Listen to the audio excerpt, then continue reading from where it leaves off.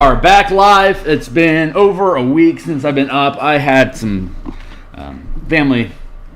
I lost my father, so I needed to take care of business. But I'm back now, and we're going to continue our work in the Spelljammer Combat Exploration book. And while I was on the road, traveling to take care of business, I kept an eye on the Reddit forum, so I want to look at something that someone was asking about, specifically about how to handle an interesting challenge that I thought our new command system would be fun at helping resolve. So give me a hot second here for me to find my video, make sure my signal's coming through. Give me a hot second here for me. Holy Hannah, that's coming through clearly. Okie doke. So maybe we turn down the volume a little bit here.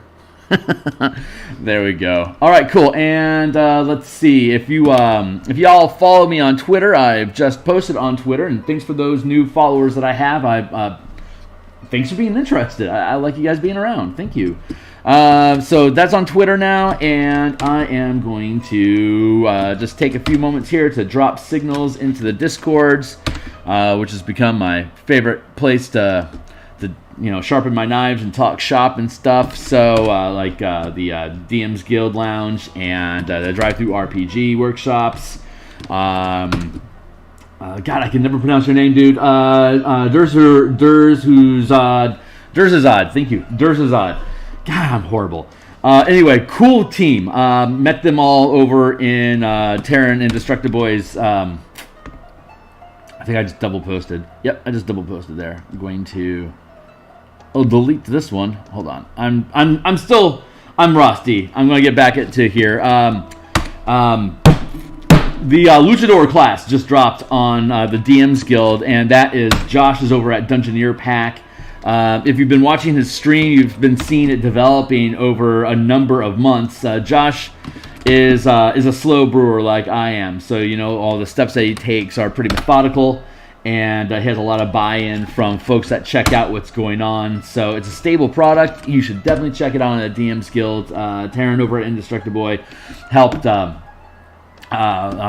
built the layouts for it. So just check it out in your own time. So let's see. We are going to fix our blup. If you want to get to the DMsGuild, you can click the link below. It'll take you to some of the stuff that I've built before, so you can take a look at my books cover to cover. I like everyone to be able to read everything that I have. You want to buy it to support me, get rid of the big sample image on the preview, and get the zip file that has all the assets that come along with the stuff that I make. I always add assets to things, or when it makes sense anyway. Like Nature's Ally is just a few pages of subclasses, so I don't have any tokens there, but almost everything else that I build has tokens. Everything in the thing down below has tokens. Check it out. So Spelljammer, let's go ahead and distract ourselves from our artwork, which we'll be getting to here in a few minutes. But up here on the Reddit's subreddit for Spelljammer, yesterday I ran across Uspawn D&D. Awesome. So he was saying he's got this adventure that he wants to have. The team floating in a region in their Spelljammer ship, and you could be either moving at top speed or you could just be in a dangerous area like asteroids and stuff. And while you're in there, I wanted the team to have a fight with a creeping vine or something like that. Something that starts to grow over the ship, engulfing it. So I'm thinking I can give them a hint by they see a writhing vine completely covering some other ship. And the player's ship then hits a spore, and it starts to grow, and the players need to fight off the creeping vine. So he's saying here that he doesn't necessarily want, he wants to keep it abstracted a bit so that he doesn't have to necessarily keep track of every square foot of the hole, especially on the sides. To make it simpler, I was thinking of cutting out X on a paper and putting them on the spot where the vine is for the deck or something akin to that. So he's asking for a little bit of help in trying to track how it spreads and how the players get rid of it, knowing it's more susceptible to fire, and of course, fire does eat their oxygen. So he wants to have a good understanding of the amount of air left on the ship before the fighting starts. So we can use, for both of these things, we can use the fire mechanics that we have in our in-command playtest document. that is linked down below. If you click into my Patreon, it'll take you to my About page, and then there's a link to the same in-mass combat, the in-command mass combat and guild playtest content. And at the tail end of this thing is the alpha draft of the Spelljammer Combat and Exploration system that we have. So that's on page 155 here of 188. These are all old. I mean, Adam Hancock is doing an awesome job converting all my blarble into smart D&D text. So once he's finished with that process, I am going to be thrilled to drop that document into Word and start building layouts, and you guys can take a look at what we built here. So I'm really excited. But in the meantime, this tech is here, so we can use it. So,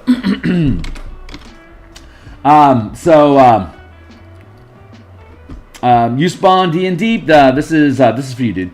So the way that fire works. So you want to drop a spore on the deck, and you want to see how that vine can grow and spread. And I will posit that you can have it grow and spread the same as fires do. And fires and air bubbles and all that other stuff is covered in this document here. So you can see how air gets fouled over time and what we can do about it. So noticing fires. Okay, great. So assuming that the team already knows that the spores hit the deck, they can just start engaging with it as a plant creature to fight. But if they haven't, then the mechanics here for noticing a fire can be the same as noticing the spore, because it starts off small and then it starts to grow, so somebody notices it. So the size of its footprint on your ship's deck is the DC to notice, either with a perception check or an intuition, an insight check. Both of those work, either intelligence or wisdom typically. Once you notice it, you can start doing something about it. So spreading fire, the comments here about spraying a fire don't necessarily apply, but the spreading method does. So the way that works is that a small lantern starts in a 5-foot space, and as per DMG or Player's Handbook, it lasts 2 rounds and then puts itself out. But we presume here that if the fire is being fed fuel, such as on a wooden deck or a wooden deck of a ship, or contents on a kitchen pantry or ship sails, after the first round, a fire either increases or decreases by 5-foot square. Whatever material is on fire makes a Constitution saving throw versus a fire. Now, if this is a spore that hits the deck, it's not going to put itself out, extinguish itself. But the size of the fire, actually, the spore, when it hits the deck, the ship wouldn't have to make a saving throw to see if it grows or not. But the way that it grows is relevant. So if the size of the spore, well, in this circumstance, the size of the fire is going to determine the Constitution DC saving throw that the ship has to make to see how many more additional squares are going to be consumed with fire as it grows.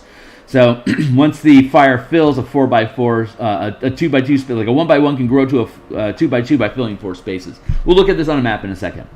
And then it gets more difficult to put out the fire, and every round that it exists, it adds an extra square, or if it's a 2x2, it adds 2 squares, or 3x3, it adds 3 squares, 4x4, it adds 4 squares, and continues as such.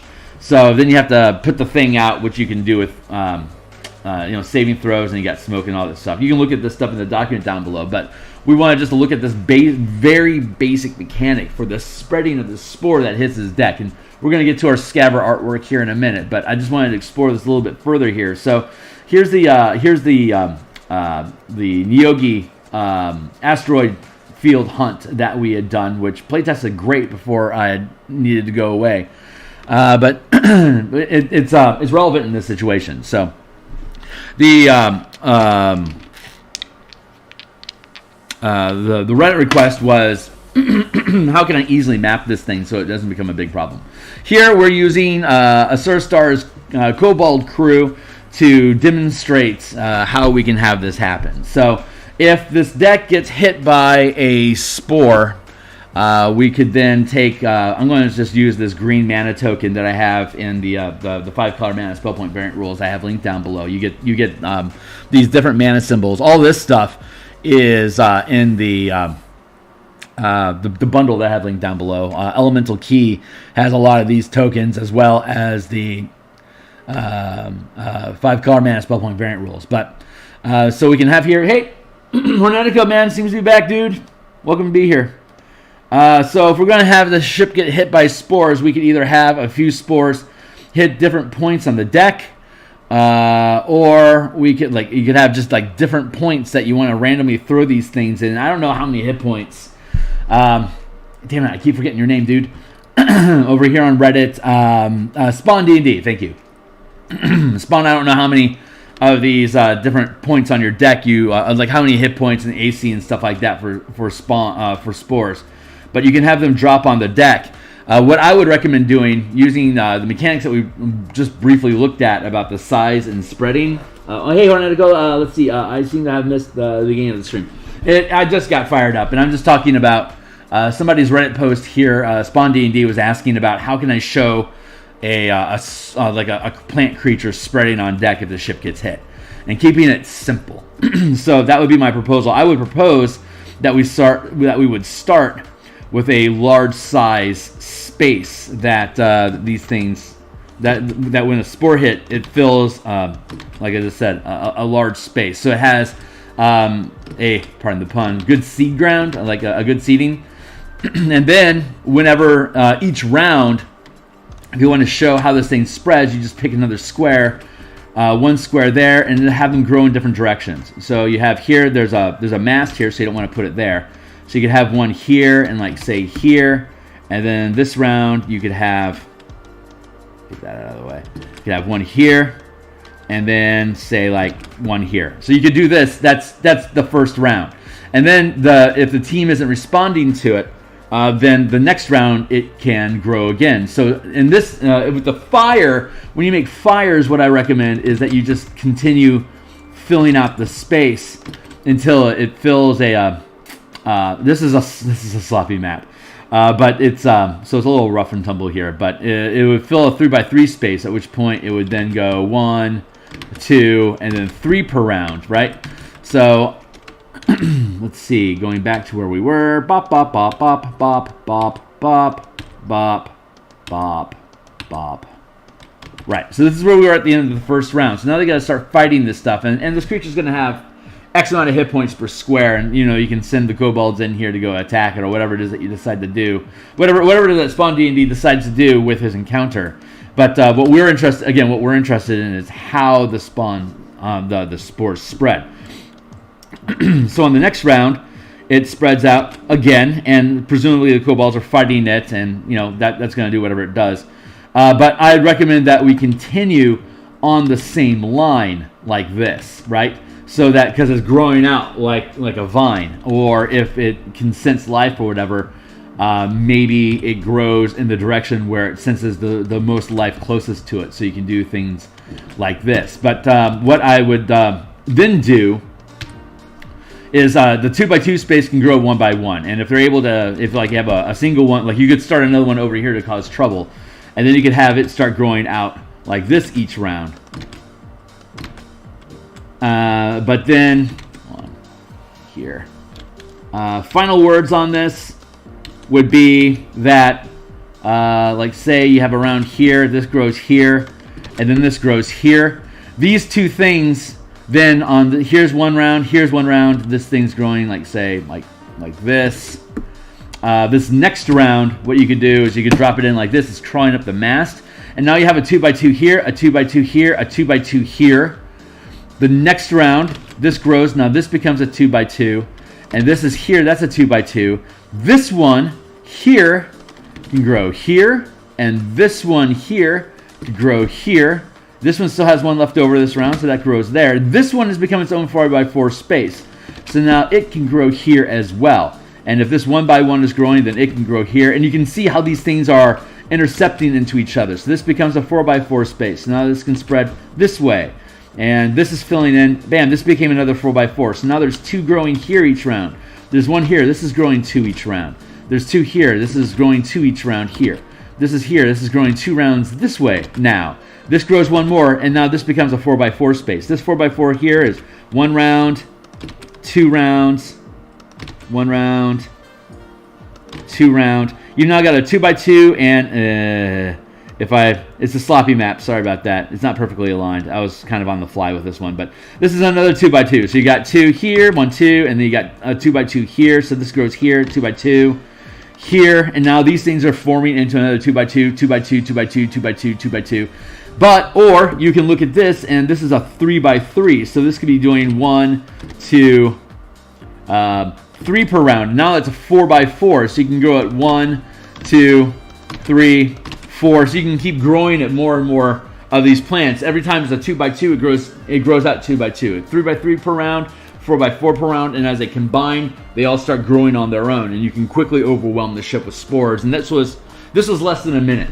So it would be obvious using the spotting rules as these things grow in size. The DC becomes easier and easier to notice. In this case, it's the fire, but again, it's the same mechanics as the fire spreading.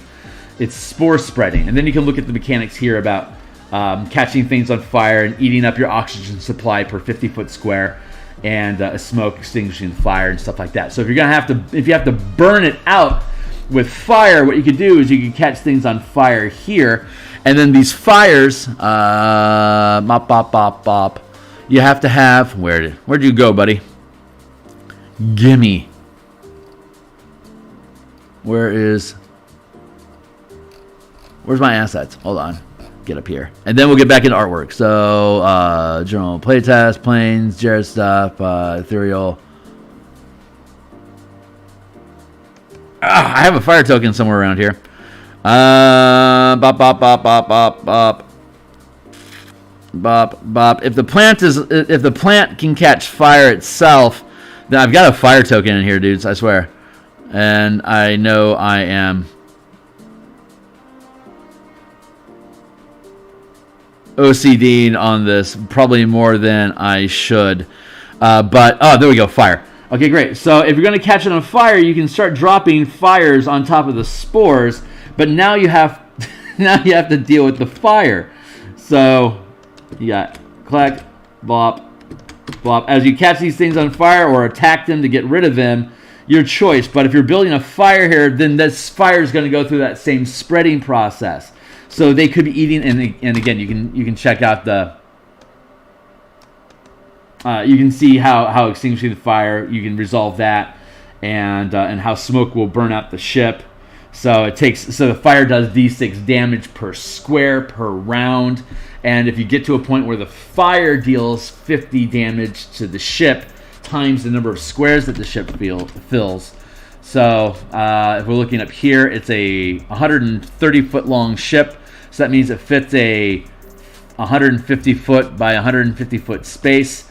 So if you get to the point where fire fills an entire square, once you get to a place where bump, bump, bump, once you get to a place where the fire fills up half of the space of the ship, the air goes from clean air to fouled air. And if you're like, say, 50 days into travel and you have less fresh air, then you could reduce it down to a quarter of the amount needed, for example. So as you're burning the plant down here, you're putting fire markers on, and if the fire markers fill up too much of your ship airspace, then it's going to foul the air bubble altogether. So that's the idea that goes along with that. I just want to throw this thing out there for Spawn D&D, for him to take a look at what we're doing. And so now that we walk through that process together, I wanted to go saying a big fan of having plant formations that spread on tile maps. Thank you.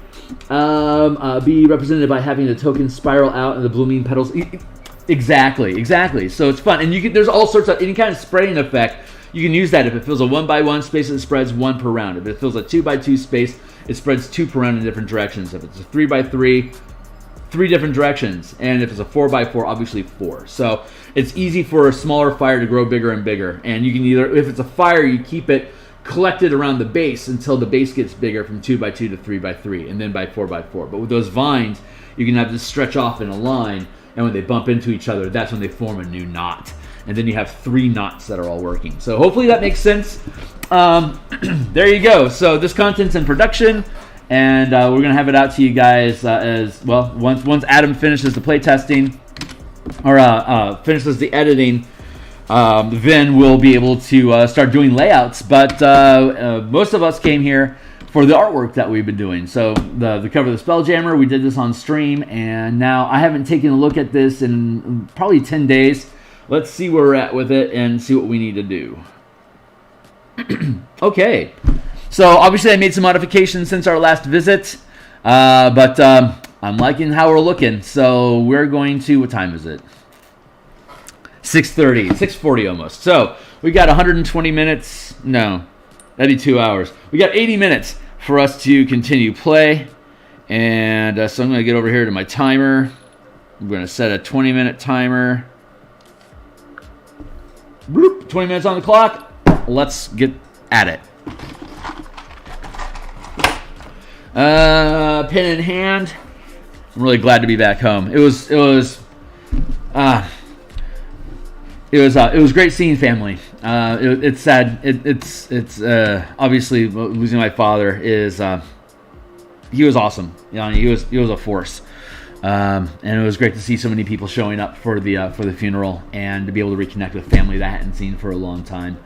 And sad as it is, it was nice to have a chance to step away and to reset and dive back into life. So we're working on the lighting right now. So let's continue that. So looks like we're working on highlights a little bit here. So I think that's where we left off. Yeah.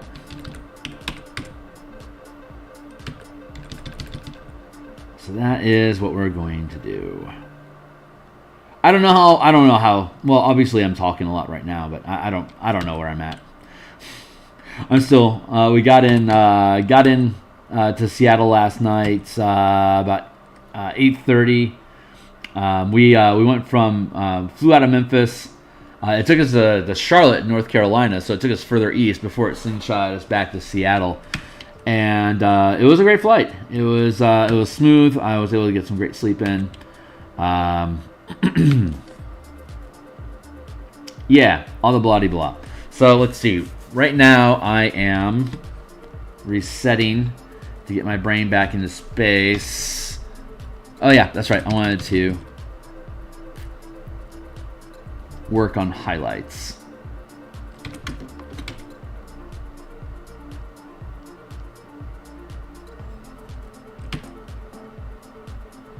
So once we're done with working on this piece, then we'll build the scabbard tokens, the space shark tokens. So I've gone through, people are curious, obviously, about my take on Dragonlance, Shadow of the Dragon Queen. It is a war epic, sort of. It's the red. I mean, spoiler alerts as always with Phil.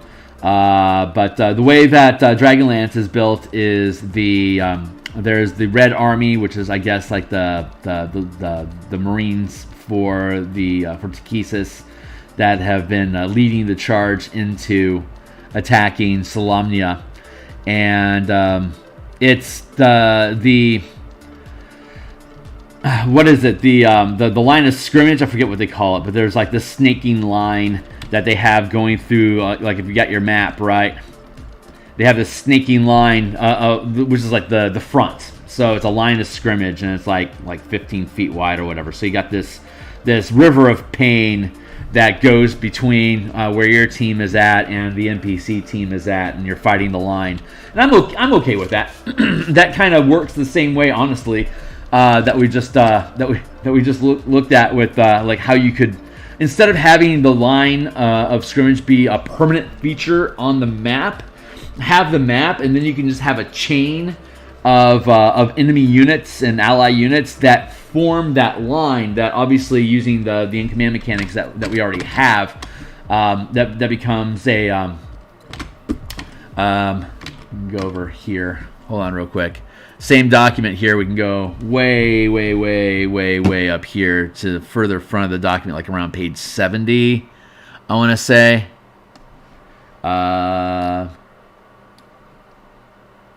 No, even burp. Sidebar, allies, squads, skirmishes, squad spell casting, army sizes, 50 unit squares. If we're the way that it's written, obviously everything's in the 5-foot scale. I don't know why I'm bothering with this. I'm not doing a tutorial on mechanics right now. But yeah, everything in the Dragonlance adventure is obviously it's either a world regional map that doesn't assume any direct engagement with the characters, or it's a 5-foot scale map, which is how they assume characters would interact. So this line of scrimmage is like 10 feet wide, but that would thin itself out really quickly, like we saw with the fire that we were progressing. If putting out the fire is troops dying off, you'd start with your line of scrimmage, and then each round, each side is going to lose one of the pips until the line of scrimmage just disappears altogether. And that's a way you can use scrimmages or lines of battle as a hazard, which is how Dragonlance is presenting that troops are hazards for the player to avoid it. Like if they get to, like if they're adjacent to it or inside the line of scrimmage, then they're taking damage each round from just random sword swipes, spear pokes, and arrow shots, which is fair enough.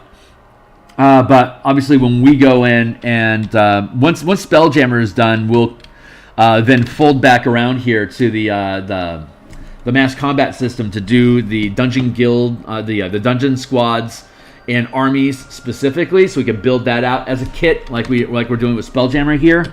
And the content that we'll use to demonstrate proof of concepts will, of course, be Dragonlance. So we'll do a full conversion of both the Dragonlance adventure itself, but we'll also take all the board game skirms and we'll convert those all into the mass combat system that we have here as well. So you don't have to spend $140 buying a Hasbro Monopoly game and your Dragonlance. You can just spend like $20 or whatever it is I'm going to charge for this thing to get all the maps and the tokens and be able to stay inside the 5e experience to actually play a military campaign where your characters are part of that army. We're going to get rid of the adventure. The plot hook to the adventure is somebody invites you to a funeral to some warrior that your character somehow improvised knowing, and the person that invited to you becomes your Sherpa that leads you through the adventure. Isn't necessary, but it's considering what 5e brings to the table, it's a decent solution. I get why they did it that way, but what I would propose is that your characters start the campaign with troops under your command, so that in the first town when you get attacked, you'll be able to, just like with Horde of the Dragon Queen, which was sampled up in the playlist like around like episode 5 or whatever. When the actual Horde, the Red Army attacks, you would already have a military unit that will be overwhelmed, that you will probably have to withdraw to escape with the locals just to get away. But there will be an option, there will be the possibility for you to actually win the battle. And if your team wins that battle, you are automatically going to be on the radar of the Red Army of, they've got a hero in the Solamnic army that we need to keep an eye out for, and that's how your team's squad gets on the radar for all this shit, to the point where Lord Soth is taking personal attention to what you've got going on. Like by the time you take your army to the Citadel in the Elven City, spoilers, by the time you get there, you'll have enough of a troop that you could potentially overswarm the flying fortress, take command of it, and then start punching around and attacking different things that are inside of that's the last chapter. So if you take command of it, then you now have your own flying citadel that you can command. It's a Spelljammer ship. So now you're back, just like with Descent into Avernus. Once you win the campaign, your big reward is you have a Spelljammer ship. So now you can go tear across all of Solamnia and start fighting the Dragon Queen in an extended campaign that your DM would obviously have to put together, which I guess if there's enough interest, we can continue doing with you guys. But I wonder if Wizards isn't going to put out another book or two for Dragonlance, and if they do, we'll continue converting it. But yeah, it'd be easy to start off with a squad of up to 50 guys there's a battle that takes place in the town that then becomes that then lead. It's a play fight to get you used to mechanics, and then the actual enemy shows up and starts attacking you, so you can do it that way. But every chapter of the Dragonlance adventure offers the opportunity for you to be engaging with the military, and as such, that means there's tons of troops that are just laying around. So at any time, if your character dies, you can elevate a new character from the rank and file to become part of your new. Hey, we need to restock our troops. So you there, you're with us now, and then that character could be that NPC can be elevated into who your character is, and you guys just continue the adventure as though your character never died, because that's how first edition worked. Your character dies, you've got a bunch of lackeys hanging out with you, dragging gold around, because God, gold is heavy. And you drag yourself around with them, and when a character dies, then you just replace them with, hey, you, grab a sword and shield, let's get to work. You know, that we can do the exact same thing with Dragonlance, which is incredibly old school in attitude. So I'm really happy about us being able to even do that. But yeah, these mechanics work perfectly well.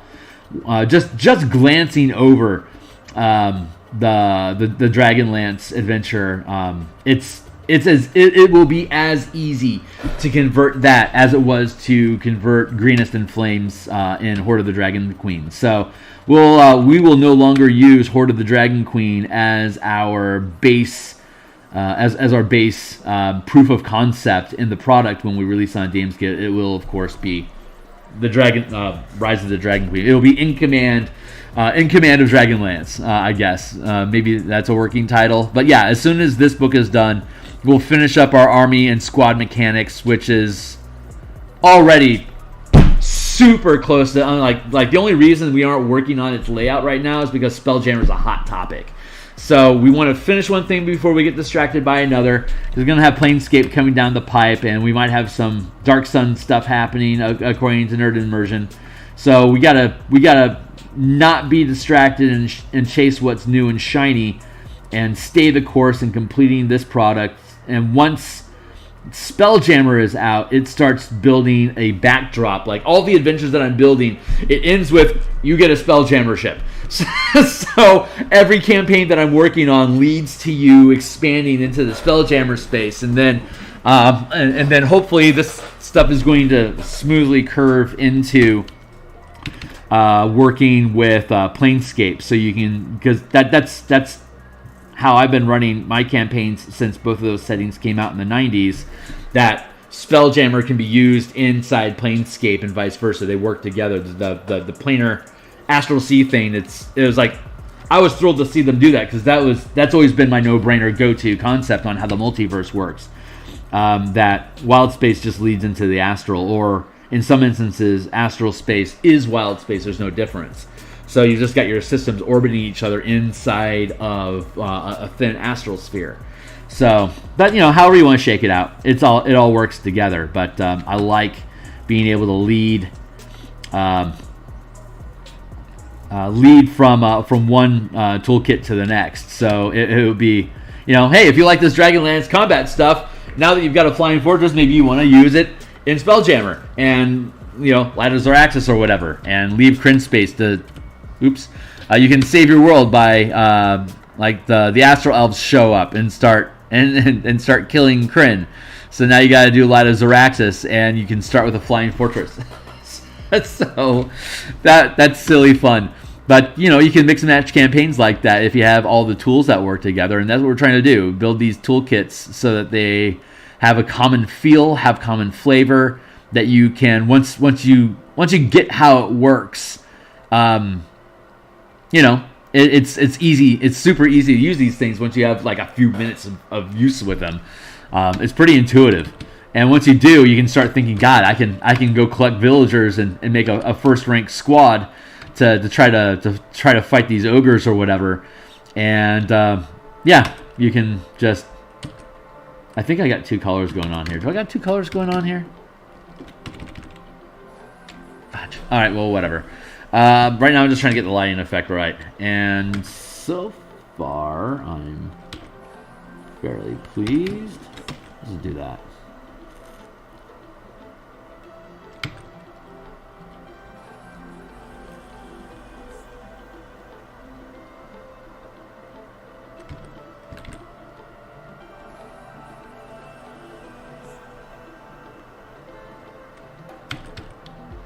Got the, it have its own body blocking some of this lighting, so I need to trim that down.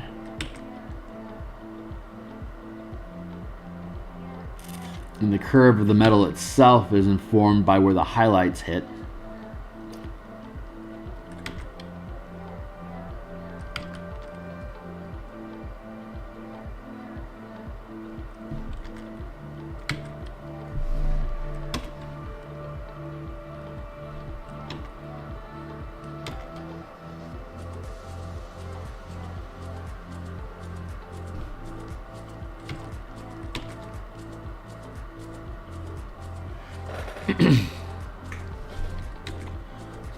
Maybe I want to do like that instead.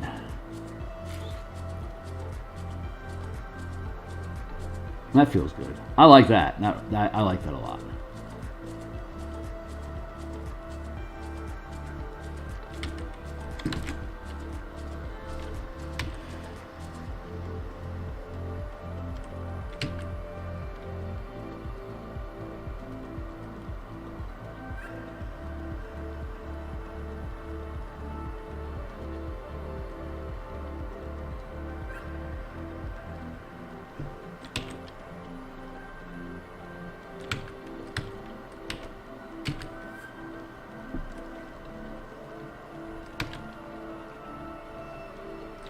Okay, yeah. I'm liking how this is.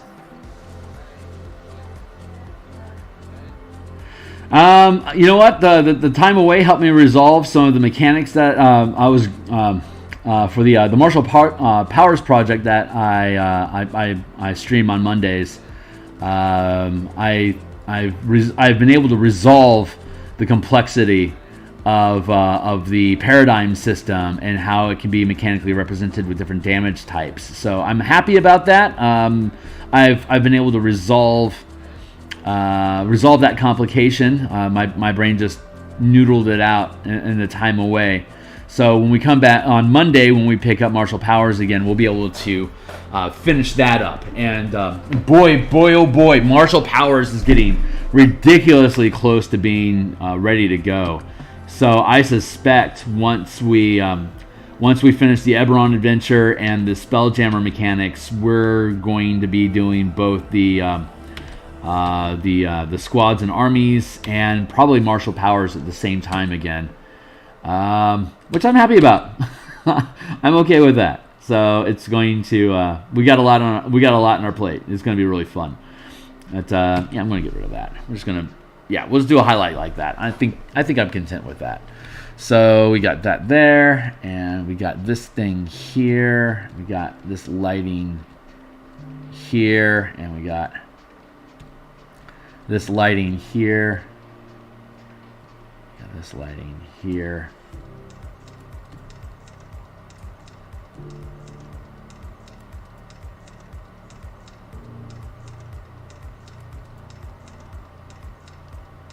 Yeah, okay, that makes sense. I can.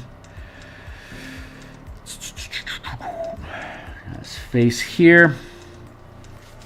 How do I want to do this? Let's just do more dots. More dots, more dots, more dots.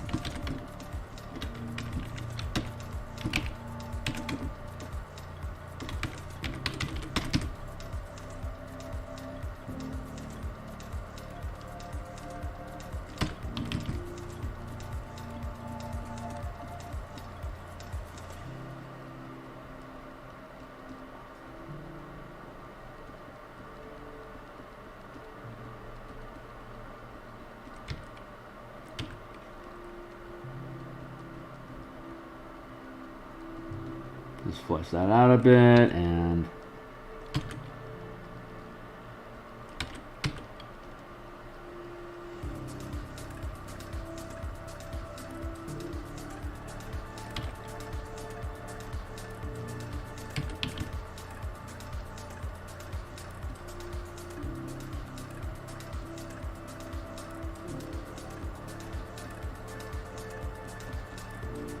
Would that be right? I think it'd probably be more. How are we supposed to do this? I don't have too much highlight because I don't want to just wash the thing out with bright light. So maybe this is the right approach. Maybe I do need to do more rim lighting over here than anything. I don't think I'm satisfied. Yeah, I'm gonna get rid of that. I don't think I'm happy with where this is at so far. I feel like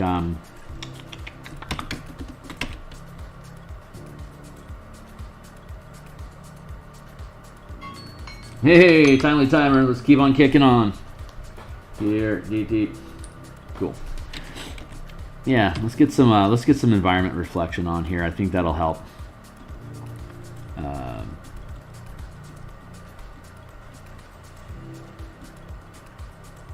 Yeah. Whatever. Words. Time to do metal stuff. And metal is typically reflective to a point. Like, it's always reflective. It's just a matter of if there's like a ton of grit on it, the reflection is so suppressed that it isn't lustrous at all. I don't know if that's the right word. But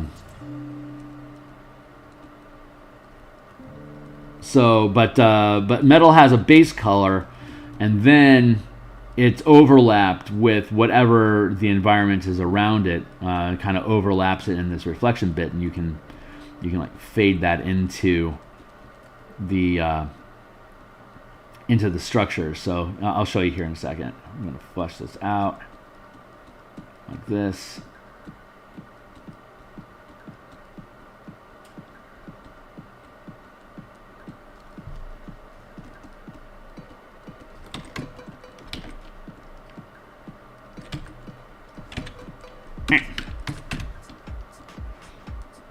Do opacity a bit.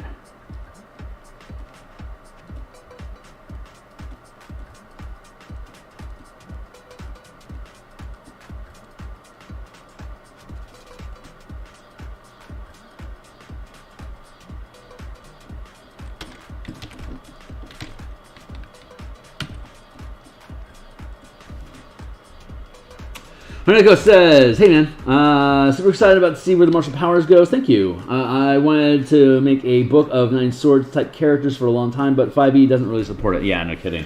There's I think 4 different books on DMsGuild, all of which convert Book of the 9 Swords, and they basically convert everything into Battlemaster maneuvers, which. No shits. That's kind of how I built a mana structure around everything, but a lot of my stuff is just translating maneuvers as well. So it's certainly a viable solution. There's so like 3rd edition had a lot more mechanical granularity in combat than what 5e offers. So all the little, it's very Pathfinder 1. I mean, it's literally Pathfinder 1 because it's 3rd edition. That's where Pathfinder came from. So all the little stacking bonuses and little advantages that you gain by stacking different boosts and stuff from the 9 swords options, it doesn't translate well into 5e. It's like there's like 15, 20 different maneuvers that all basically boil in 5e down to you gain advantage. There's not a lot of imagination that you can really put into what some of these maneuvers were, which is why I abandoned Book of the 9 Swords overall when I was building the Martial Powers project. And 4e is the same way. It's a bunch of granular small steps that 5e washes into the more general advantage, or like add DX damage. So I knew that wasn't a path that we'd be able to continue with for the project that we were working on. But I mean, some of these things are years and years old. So no hate to the people that built them. They were certainly using the tools that were available, and I just don't think those options are really. I don't think they add a lot of character, as it were, to your character. I don't think they express much mechanically. It's just a bunch of. It's almost like a bunch of third feats, not even half feats. it's the resource budget that 3E has is so much thicker than what 5E does. 5E allows you to simplify, like I said, like 20 things that basically just boil down to advantage. So if you're going to flesh out a whole bunch of stuff, like you can see in the document we have, it's you kind of have to go in new directions and think in different ways. But yeah, our team's 17th level. So we have the full gamut, like our ranger and arcane trickster, and we're letting our moon druid use exploits while human, but can use strikes and maneuvers while in a beast form. So there's fun mechanical depth that you can add to different options for characters. Like once that thing publishes, I can do a druid book. Specifically for powers that druids gain access to, that they can spend spell slots or mana on to trigger different animal form effects, which will eventually curve into the wild shape beyond form, beyond function and form, which is the supplement I want to build for druids, because my 17th level moon druid has been playtesting it for about 3 years now, and I'm pretty happy with it. It's pretty simple. I don't think it's unique. You basically just get a mechanic. You just basically get, as you go up in levels, you just get more items added to a task list. Like you can be combat, defense, or utility form. Like you look whatever. You're just, if you're a bird, whatever bird you want. You can only get so large, depending on your level or your tier of play. Depends on how large of a creature you can take the form of, and you eventually get access to like swimming and flying and burrowing and stuff like that. So as you gain levels, you get more access to different modes of movement, which is already part of what the Moon Druid is. But you can take on larger and larger creatures, and much like current Ranger aesthetics, it's a template that basically stats grow as your character grows in levels. But then you also get a growing sublist of like different, like instead of being like a spider and I've got poison and I've got spider climb and I've got webs, like that's super OP. Instead, you could be a spider, but like at 5th level, you only have 2 utility options. So like you can go like spider climb and webbing, for instance, but you wouldn't be able to have poison. But you also would be really weak attacks, and you'd have really weak defense forms because you're investing your mode. The gear you shift into when you shift form is utility in that instance. Like, well, I can create webs and crawl on walls. That's great utility. Or you can shift gears, burn a wild shape or spell slots into a new form, and like this is a combat form, so I'm going to take poison. I'm going to have increased bite damage. I'm going to have a lot of armor. And as you gain levels, you get more and more items on your list, and you can select more from them. There is the occasional decision paralysis because she's like, crap, do I want to do combat? Like, do I want to go defense or do I want to go utility right now? Because of like, it's a mixed exploration, and like if you're crawling up the side of a cliff and you're fighting harpies and stuff, like all 3 of those forms are useful, but you can only have one at a time. So you have to shift which gear, but as you gain levels, you have more sub options that you can stack into stuff. It's like going combat form as offensive or defensive, and then you just get more and more options. So eventually, you can just stay in either offense, defense, and you can just feed in your utility stuff later. But like utility lets you like move twice the speed and stuff like that, which like combat has a limited list, while utility has a broader list of options you can buy into. So it's cool, but it doesn't care what shape you take. It's just what kind of flying do you have, how big are you. The shape is up to you, so look whatever you want, and then you fill in the details of what it can do while it's in that form with whatever. Like if you're going to do a badger, maybe like digging makes sense, but flight wouldn't. So unless you're a badger with wings, so. You and your DNA. It's the flavor is separate from the form, so it doesn't really matter what you look like. You can do. It's just what can you do while you look like it, and that also creates a toolkit for a DM to be able to just create creatures on the fly. It's like, I want a flying badger, or I want a bear monkey. It can climb trees. It can use objects. It's large, has a thick hide, and it can it has resistance to poison, for instance. That's something you could build like an owlbear out of. So, hey Ons, glad to be back, man. Happy to have you here with me. So that's the beyond function. That's wild shaping beyond function and form, or beyond beyond form and function, which is something that I will be able to eventually build out. And let's see, what were we talking about? Oh yeah, martial powers. And so once that's out, then I can start feeding in martial powers stuff. Like while you're using these different forms, you can also spend mana to get these boosts that go along with it while you're in that form. So, and all my stuff is supposed to curve into each other. So you can use 5 color mana spell point variant rules with martial powers, which you can use with Spelljammer. There's not a lot of color signature in Spelljammer, but you could certainly easily build Weatherlight with it if you wanted to. But I kept away from having like mana be spent to improve your ship because it's just a basic ship mechanics. So, but I do have the advanced companion book that I'm planning on building after Martial Powers comes out that gives a ranger's animal companion and or the Drake Warden's Drake advanced options that they can spend spell slots, kind of like the Drake can spend a spell slot to recharge his breath weapon. There's a whole stack of shit that you can do to imbue martial powers into your animal companion or into your Drake. If you go into, that's actually a really good point. If you're into this stuff, Charm, Polymorph, and Summoning is already here in the playtest document that we have in the playtest document in the Patreon link down below. You don't have to be a patron, though I'd love you if you decided to subscribe.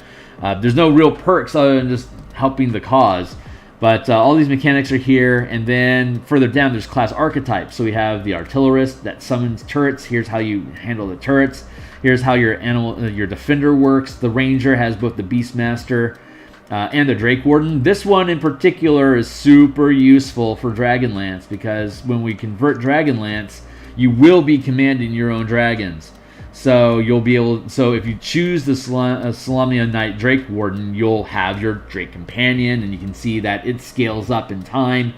Obviously, this goes beyond what the Dragonlance Adventure caps at, but we can at least get you into 7th, which gives you medium level, and does it go to 11th?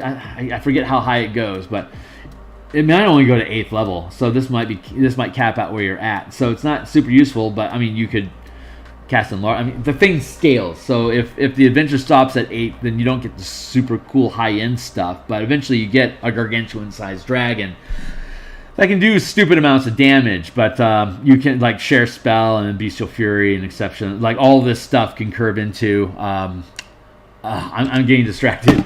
I haven't looked at this stuff in 10 days, so I'm geeking out at how all this stuff curves together. But in the martial powers, there's an augmented Beastmaster that you can look at as well when we get back to it on Monday. That you can, like when you use an exploit, you can have the exploit affect your companion. When you use a strike, the companion's bite or the Drake Warden's claw attacks can use the martial strike because you're a ranger and you're pumping spell points into your beast for it to do more stuff for you. Kind of Digimon, kind of like Digimon or maybe Pokemon to an extent. So, okay, great. So, which, considering I've been using that as inspiration for my primary fantasy homebrew setting recently, I'm extremely interested by that analogy. I'm sorry, I don't... Oh, Bear Monkey sounds very Avatar The Last Airbender. Yeah, exactly. We've been watching Airbender again, and what a great show. I like to go to Airbender like when I want to work on Elemental Monk stuff, obviously. Because of the 4 elements, the Elemental Key book that I released, having the 4 elements as means of channeling different elemental-based spells, and as well as when you do an elemental smite, depending on what type of elemental mana you're channeling or elemental key you channel, depends on what type of damage that you're going to do, and ultimately God, I'm spending a lot of time on this. Ultimately, the words I'm trying to use is the martial power system. We build a paradigm, and then we align. We devote different damage types to each of the aspects of the paradigm, like the 5 colors of the 4 elements, or like light and shadow, or whatever your kick is, whatever you enjoy having in your campaign. And then you assign different types of damage available to use with whatever aspect of the paradigm you're using, and then you just select them. So like if you go Rakdos, there's like 4 different energy types, damage types that are associated with fire. There's 4 different types that are associated, with red, and then 4 different types that are associated with black. So as a Rakdos character, you can, when you have your martial mana, you can decide if it's black mana or if it's red mana. You can use any powers that you know off of your stack, but if you use black mana, when you deal damage using those powers, you can use a black damage type, like necrotic, or I think psychic is one of the damage types, and acid. There's another, I forget offhand, but yeah, those are the main types. Force. So like that's a lot of strong stuff. And on the red side, there's fire, there's lightning, force damage, and thunder. So there's 8 energy types. You can pick one for each color.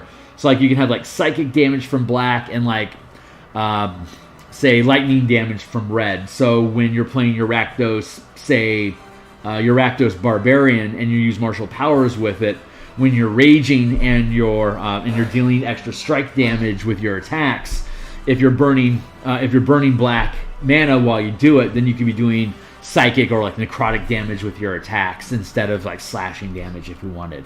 And like a Selesnya using white and green, like they could be doing poison with green, or like cold damage with the white mana, or bloody blah blah blah. It's basically whatever. You can either choose which aspects you're devoted to because of the type of damage you want to deal, and obviously some damage types are better than others. So in one of the sections we'll have in the book is like, a DM needs to be dynamic. Like when your character is built, they're going to choose a paradigm, and they're going to choose which aspects of that paradigm. So if you have a crew that has like a bunch of acid damage in it, then when the DM is presenting combat options, you want to have things that are susceptible to damage, or at least not resistant to acid, unless it's supposed to be like a boss fight where the team's main attacks aren't going to be as effective because it's a boss fight, right? So that's some of the things you have to think about. But if you're just adapting, if you're not just going out of the book, like I don't know any DM that just runs by the book. Like the monster manual is basically a giant list of suggestions. And 4E, as Matt Colville often points out, 4E is great for suggestions on how to convert monsters in D&D, regardless of what edition you're using.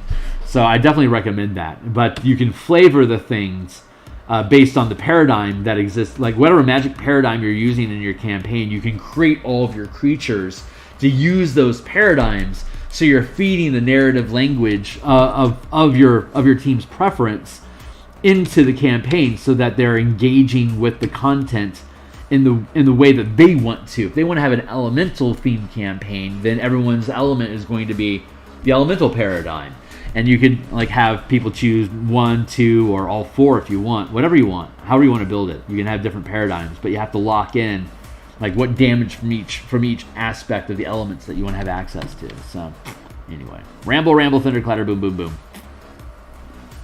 It all feeds all into each other. So like if you get like the master kit bundle, like all my shit for half off or whatever, that'll eventually happen. But it's it's gonna take a couple years for all of this stuff to get built out, and obviously with once one D&D comes out, they'll set a format of stuff that they want, and we can keep building the mechanics, but like all the command mechanics and like the Spelljammer mechanics, since that's all custom couture stuff that we're building here anyway. And most will have to change some of the nomenclature, like D&D test or like a D20 test. If they decide to go with that language, then we'll just be able to go back through and just replace the language accordingly. It all works. It's just a matter of what's it wrapped in. But all these mechanics are basically SRD system neutral. So it's like OGL type stuff. Like it doesn't matter.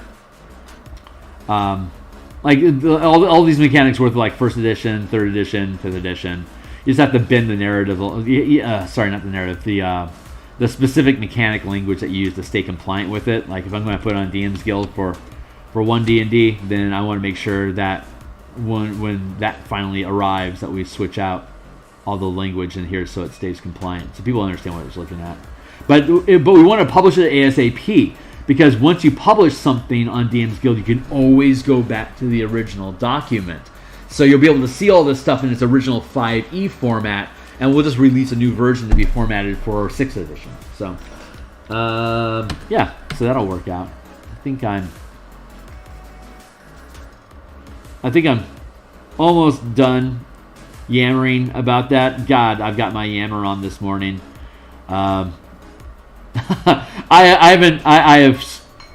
you. I have specifically stayed away from looking at my day job's inbox because I did not want to start thinking about work until I'm officially back at work, because I know that I would just immediately want to dive in and start taking care of neglected business.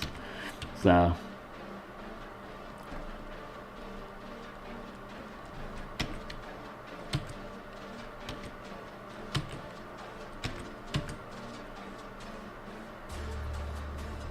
Going to do this a bit. And then I think I'm going to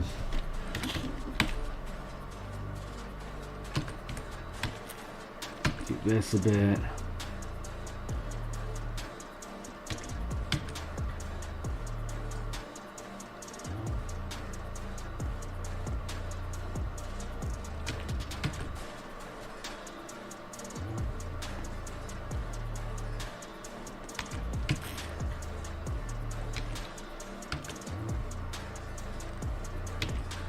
And Anzi, I've been keeping you in mind, man, because I know that you want shark tokens. So true to my word, once I get this finished, we'll be building out those shark tokens. So your contribution to the cause is greatly appreciated, sir, and we will absolutely respect your request to have those next. I need to build them out anyway for the Scabbard challenge that we're going to run on the 15th. So we're going to do that Oh Mama map, the asteroid Topola's Tower map. We're going to make that the next playtest that we do. So that'll be fun. It should probably only take 2 hours, but it'll be fun.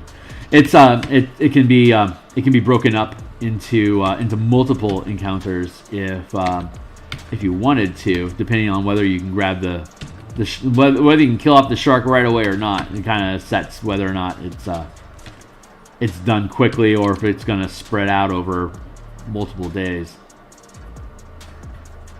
And of course, we have the mechanics in the book about finding creatures in wild space to hunt them down yourself. And your Spelljammer ship can move faster than Scabbers, so if you really get your piss on, you can go hunt, you can go track it down and end it directly, without waiting for it to show up again. But it will come back around, and it's Topola's Tower is in its feeding ground, so it's just a matter of time before it shows up again.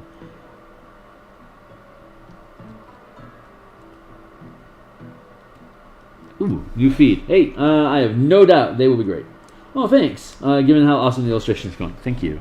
Yeah, it'll be really easy. I mean, like this. That's pretty easy. I think I'll probably do like an overhead sort of thing. Something more like this and like this, like really cheap and shitty like this. Like a couple things like that. Or maybe like another one like at an angle. Something like this. Things like that. Because, the way that I do the command system is that everything's a square. So I'll just sit inside there. Like I can easily have a square around this guy or a square around this guy. Whatever. I'll do a couple different ones, like some sideys and some fronties. A couple different options, so that, and then they'll have it'll just be the raw silhouette in black, and then we'll come through and we'll do the highlighting details. So you'll have the black and white raw silhouette outline for low cost print production, and then as a image asset, we'll be able to like do something very, very similar. I might actually steal this and like build that out into something that's unarmored, but something similar to that. So anyway, stay the course.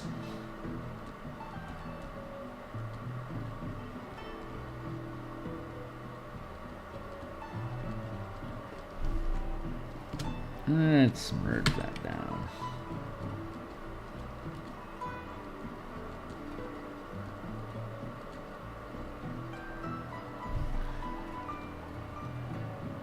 Drop the opacity.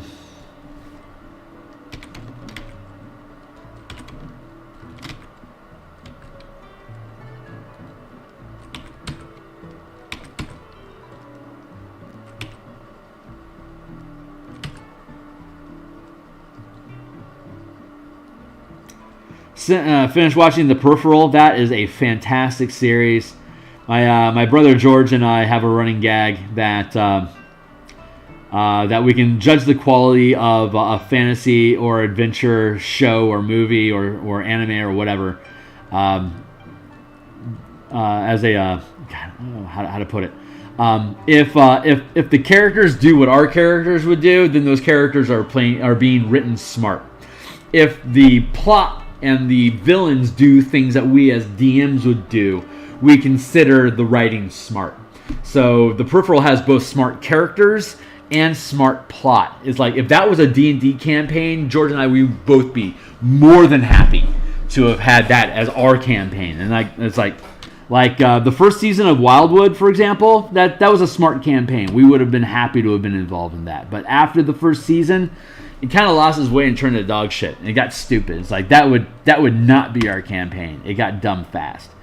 So we're pretty judgmental, but we consume a lot of content. And knowing what's good content versus bad content goes a long way into forming the kind of adventures as a DM or the kind of characters you portray as a player. Like, if your reference material is shit, then your creation is going to be shit. That's a universal truth with painting and sculpture, but it's also very true with role playing.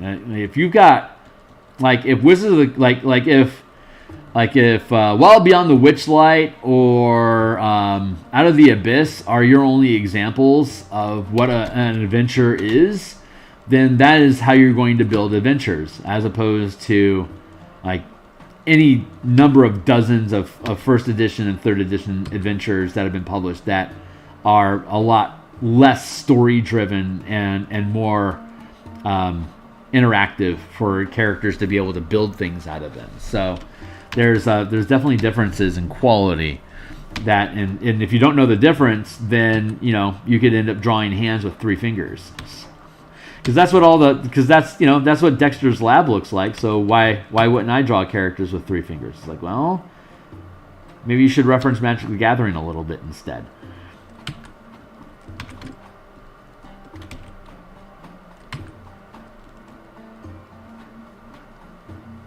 I'm using pieces of Oasis. I'm using maps from Oasis of the White Palm from I think that was during 2nd edition. There's some cool temple maps in Oasis of the White Palm that I built into an extraplanar Illithid lair. But it's got teleportation and gravity stuff going on, so it's a lot of fun to. It's a fun space for characters to just explore. So I've been holding on to that one for decades, waiting for a good adventure for me to drop that stuff into, and finally it has arrived. I think I can get away with this. I'm not thrilled.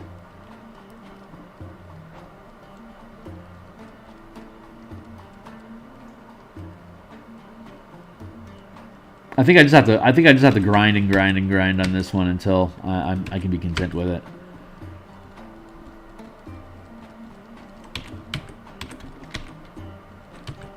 Grind.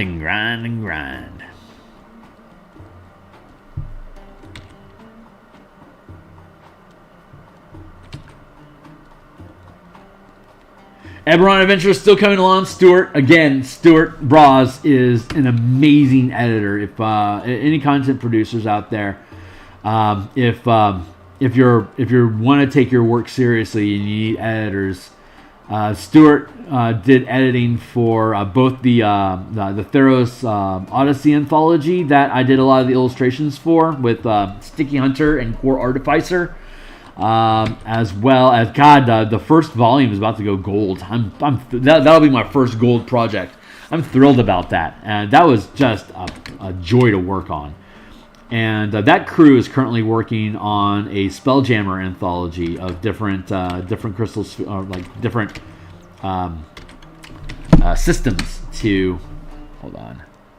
Yeah, there we go. Different Spelljammer systems for characters to explore, and I think like some micro adventures inside of them. Obviously, I have this on my plate, so I couldn't participate in that one, sadly. But I don't know if I'm ever going to be done with my own work. I think I just have to kind of build my own studio, and hopefully I can build a roster of writers and to be able to become more reliable to work with me to basically just put an idea out there and say build something, and then I can just get to work on the art and play testing the stuff. That's really where I would like to be as a producing studio that recruits and promotes different artists and writers, and get a stable editor with me that kind of understands how I do stuff. But Stuart's amazing. Adam Hancock is amazing. These are King Carcass, who's working with me on the Martial Powers project. Also an amazing editor. Smart guys, cool products, cool projects. So I'm just name dropping here because they're cool guys.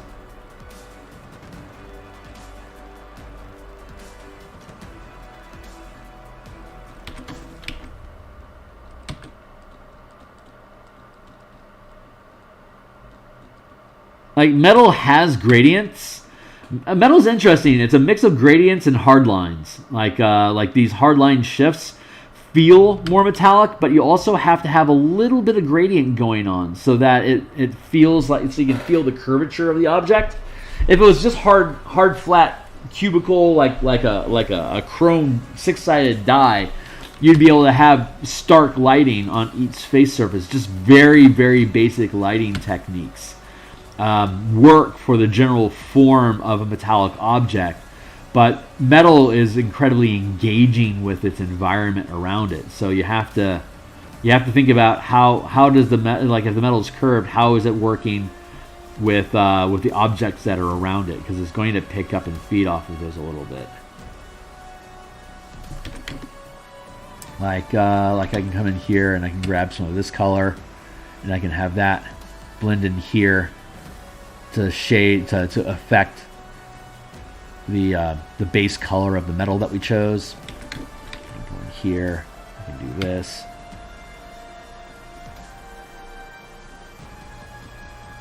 Basically, with metal, I don't have a great tutorial on how to make great looking metal. My method is basically just keep layering on colors at different opacities and blend them in until it feels right. It's not there's nothing scientific or necessarily even duplicatable about that process, which I need to work on.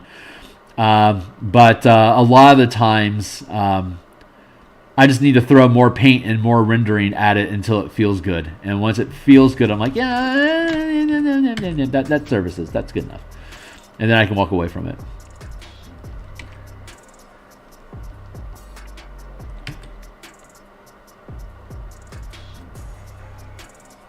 And that glowing eye is, obviously we got lighting effects going on over here, but we can see how this eye might affect the lighting of the metal around it as well. Do that.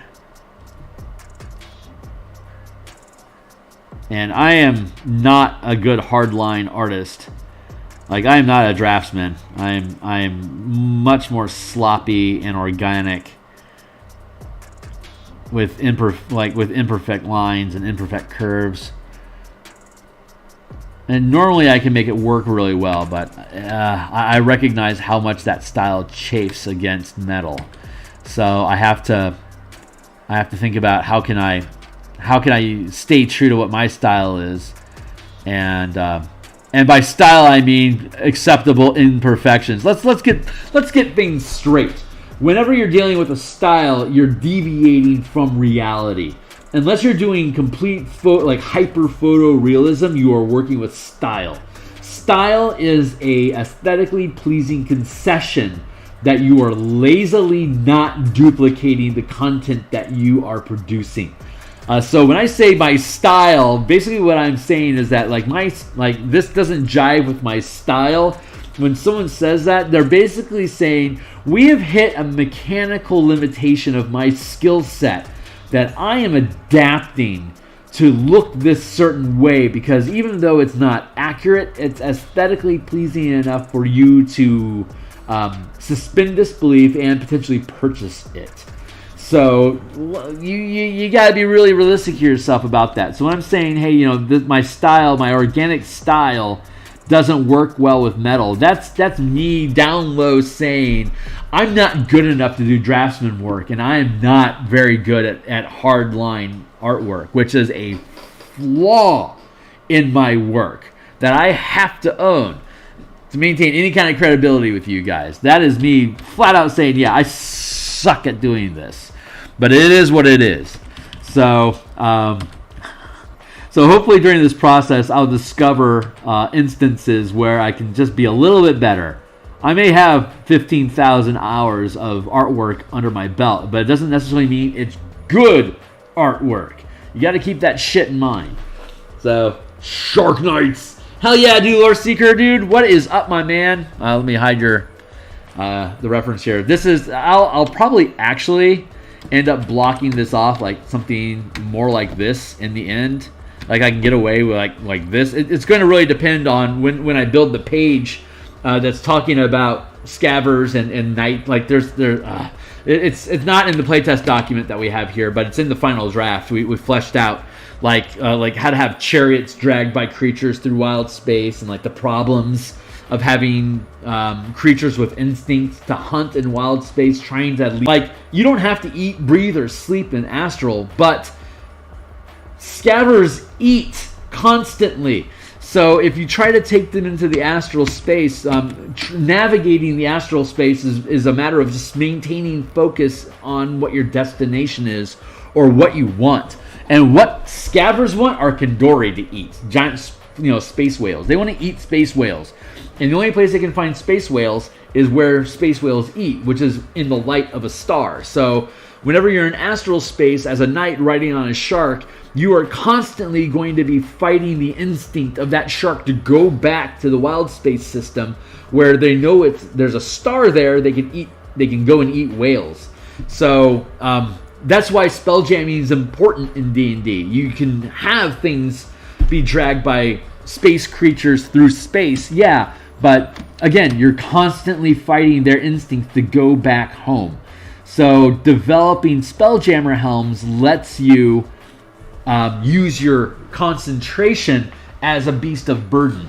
The longer you maintain concentration on, the more you can travel. Instead of having to animal handle these creatures through space, you can just focus your concentration to be able to let the magic of the helm guide you through space. But while you're in space, it's like if you have tamed mounts like this, and you have a big enough ship, you can have them hang out, and when your ship gets attacked, you can send out your cavalry and go swarm. Like you could have this traipse across. Like if you have a, let me use a different color. Sorry, tangent. Like if you have a deck, Windows. I'm all over the place today. First day back is kind of rough, so love me for who I am. But like if this is the deck of a ship, right?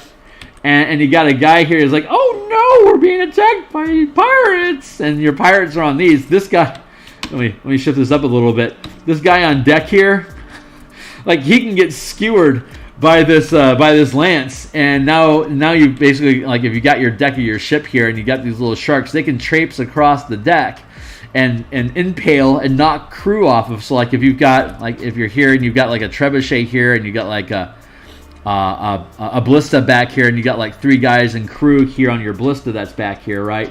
You got this guy, and you got this guy, he's carrying a stick, la-di-da, you can have these sharks go across and stab these guys, and every time you stab and kill off one of these dudes, that's less people that are firing weapons. So having small craft or mounted cavalry attacking the deck of a ship to take out the crew that are manning the siege weapons keeps your ship safe from being attacked by siege weapons. So whichever team has more Marines that you can send across as boarding crews or as strafes to hit the ship, you have a more dynamic encounter that you can scale up to the 500, 50 foot, and 5 foot scale. So anyway, that's the ideas behind that shit. So it's really useful to have creatures like the Eberron, like the Gestalt Eberron campaign that I was running a couple years ago. They had an airship, and it was a big enough airship that they had a Griffin aviary. So they had and one of the characters wanted to play like a purple knight or whatever that mounted the Cavalier. Wanted to play the Cavalier. So we built them out of Cavalier using a Griffin, and then that character had a squad of Griffin riders. So they had 8 Griffins in an aviary on the back of this airship that whenever they were being attacked up and close, they could have the Griffins go out and they would be strafing the enemy ship and attacking people on deck, just like I was talking about here. So it's really fun to have a mix of large ship with siege weapons and either small like fighter craft or creatures that can work in unison together to set up targets and disable threats. So, but that's kind of a thing. That's kind of a theme that I've been talking about throughout the entirety of this work, which is really the whole intent of it. Is second edition was the whole thing about first and second edition. It was by intention a series of disharmonic subsystems to resolve things. Like sometimes you resolve things with percentile dice. Sometimes it's like a 3 out of 6, or sometimes it's an attack roll with a d20. So there's a lot of disharmony or lack of unity in the mechanics, which is what was so big about the d20 system as a whole, in that it united all of those subsystems into the single d20 system. You could use a d20 to resolve everything. That was its big kick. But 5e's direction was to take that concept of subsystems and reintroduce them into the d20 engine. And the way they expressed that was by having an inconsistent scaffolding among different character classes, which ended up killing the opportunity to have like prestige classes, for example, which is a shame, because that was one of the really like the 3E culture was all about kitting out,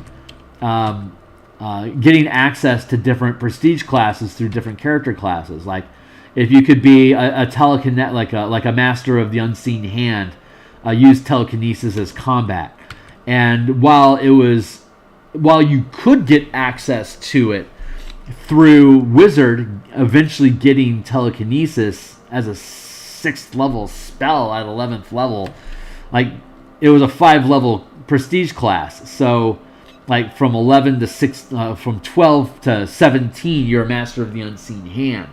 But if you were a ghost with the telekinetic power, then you could get access to Master of the Unseen Hand as early as 5th level.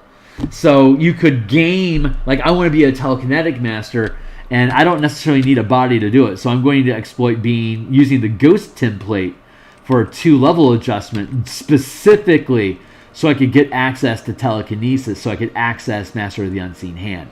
Like that was, like that kit bashing of building like your character's like a deck. That was one of the analogies we had used previously. That 3rd edition was deck building character classes. That you had 20 levels to express the mechanics that you wanted, and those mechanics were how you resolved your game. Like any action loop where I could start using telekinesis to fling enemies, or like to suspend people with reverse gravity, or to crush people. This was how I resolved combat, through these telekinetic powers. And each of these prestige classes offered different ways for you to use your character class mechanics in a new narrative to gain access to different ways to use the mechanics in the game to overcome challenges. If I'm not being redundant enough in my conversation here with you. and that got lost in 5th edition, and that was a big sad. We, me, more than a number of us in the community that have been around for a long time, really loved that deck building feel that 3E provided, and it was the irony of it being Magic the Gathering and Wizards of the Coast being the quote unquote deck builder of characters. We were really excited about how Wizards may embrace ideas from Magic the Gathering and just deck building in general, since cards were their wheelhouse. Them bringing these card ideas in a new format into Dungeons and Dragons is like, oh my god, like there are no rules. There's like all assumptions are gone, and then 4E came out and it was like perfectly balanced but mechanically stale. It's like, and we're losing the flavor.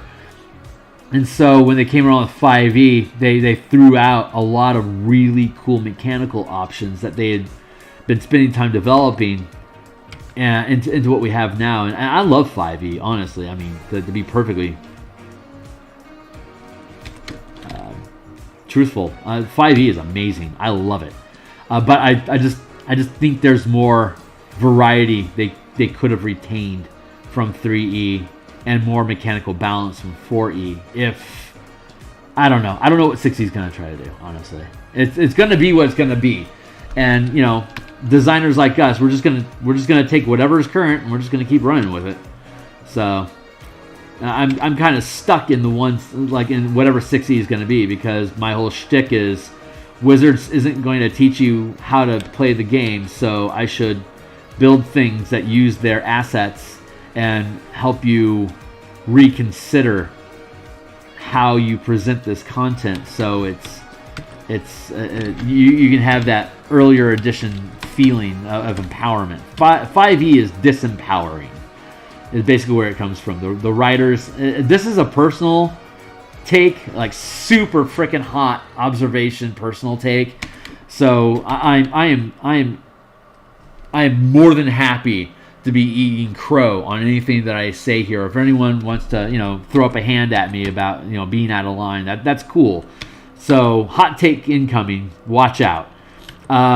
Most of the writers that they've got going on right now are like 20s. I don't think we've seen any new recruits like in their 30s that are like actually writing books, maybe. But the general impression that I get is that the writers that are making these adventures are very much the current generation. And the only thing that the current generation knows is being screwed over and having to ask up to a higher authority. So it's not surprising the adventures that are being written for 5e disempower your character's ability to do things themselves, and they have to beseech a higher power to do it for them. Is that not encapsulating American 20s culture? Like 20-year-olds, like college generations. Like, we're not being taught to build a house. We're not being taught to fix shit ourselves. We're not being taught to go out on dates and to get told no. We're being told how to use what's given to us. Swipe left, swipe right. That's super easy. You want to go on a date? Swipe right and hope they swipe right too. That is you asking the girl out. And that is, well, there's so much gender fluctuation that, like, if you're a same-sex couple, like, who's asking out the girl? If there's two guys that are both having guy energy, there isn't the chase dynamic is different. If there's two gals or two people that have feminine energy that are engaging with each other, it isn't a mix of masculine, feminine. They're both sort of spinning. It's like, from what I've seen in the relationships that I know, me being a cis guy, so I mean, I'm really riding the edge here, but it doesn't surprise me that culture in general has same sex on both sides of the masculine feminine equation, as well as traditional male female couples. The overall energy vibe is friends with benefits, right? Casual hookups. hey, what do you got going on right now? Well, let's just chill, like, because there's so much fluidity moving between the male-female spectrum, that friends with benefits is the common hookup culture, is the common is the common mechanic.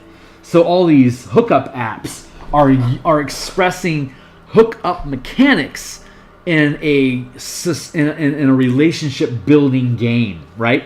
The way that it used to be is that if you weren't boy girl, you were going to be crab potted and shamed by your culture, or potentially threatened by your community for not playing the right kind of game.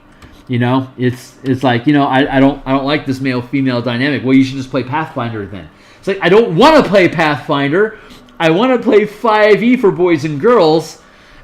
So I need 5e to change to be more boy girl friendly, as well as boy girl friendly. That's kind of where our culture is at right now from a gaming perspective. So, and I've got friends on all sides of the spectrum, and everyone has their own experimentations in college. So I get it. I get where it's coming from. I just happen to be a cis guy, but I get it. And so this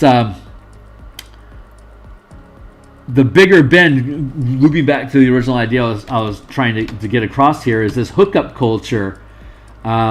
It takes away from the risk reward of approaching somebody you think is cute at the bar, and having the guts to put yourself out there. It's like, hey, I don't know what you like, but I'm hoping you like me. And there is so much more risk now, because when I look at a cute girl, there's like a 1 in 3 chance she doesn't like any guy, much less me. Like, I never had a chance. Like, I'm a fairly chat-worthy guy. Like, I'm popping like 7 out of 10 on a couple fronts here. So, like, I do say so myself. But if I see a gal that I think is cute, there's like a decent chance she would never be interested in me at all, just because I'm a guy.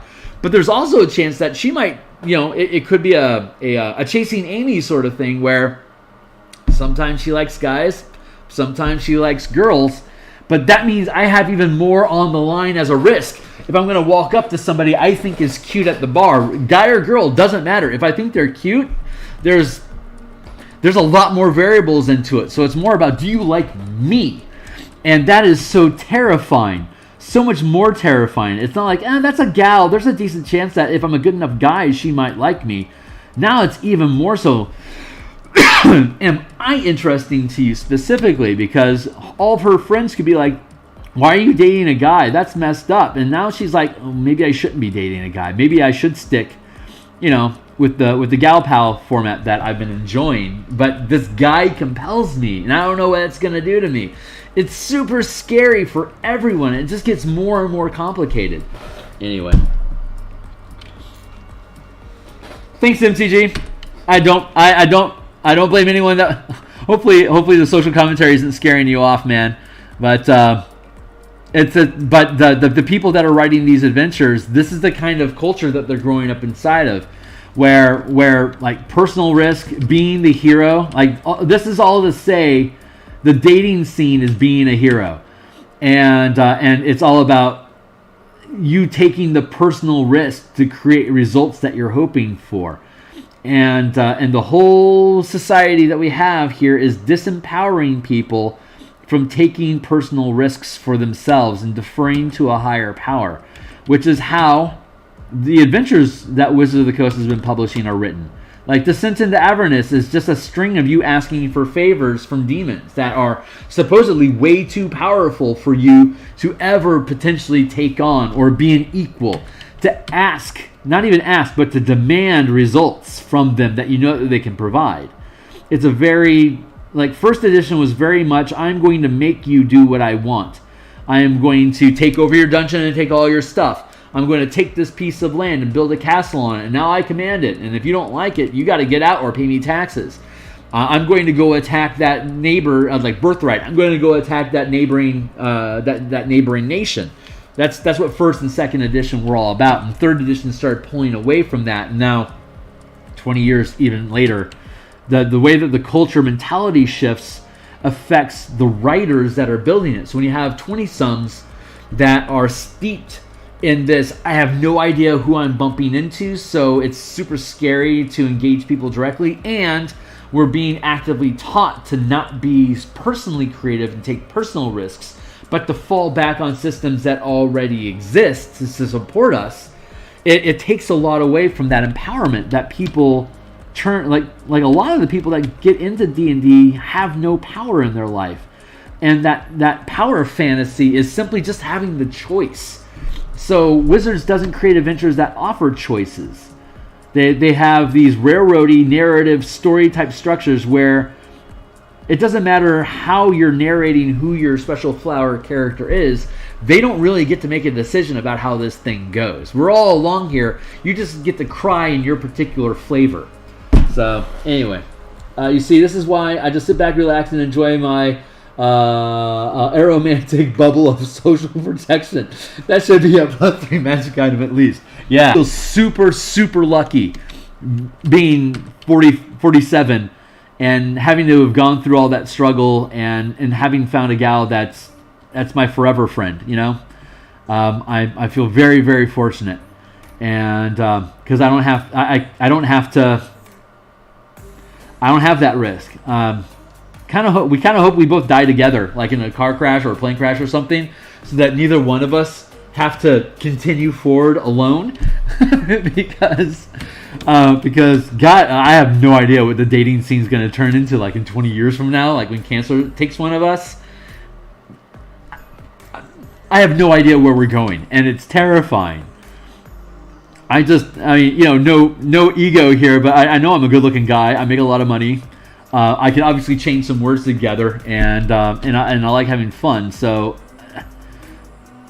if I were to find myself alone suddenly, I would at least have a chance of being able to go out there and find somebody. But like 20, 30 years from now, I have absolutely no idea what the world is going to turn into, and like touching might become like Demolition Man when sex they didn't touch, like they didn't touch in sex.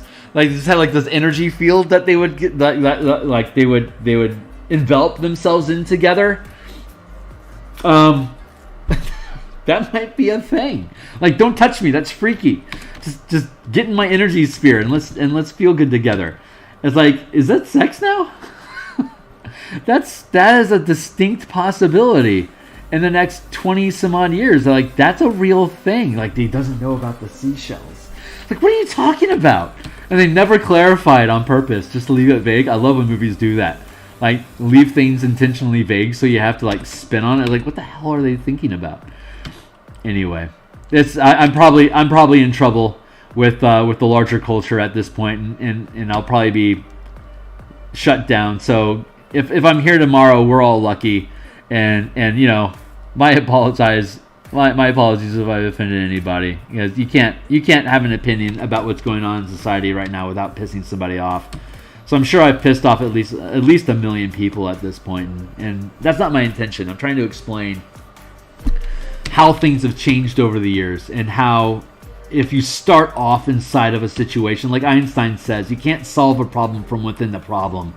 So if you start playing D&D in 5th edition, then the adventures you're going to write are going to feel like Critical Role or the other adventures that 5e wrote. But 5e is mechanics light because it's expensive to develop good mechanics.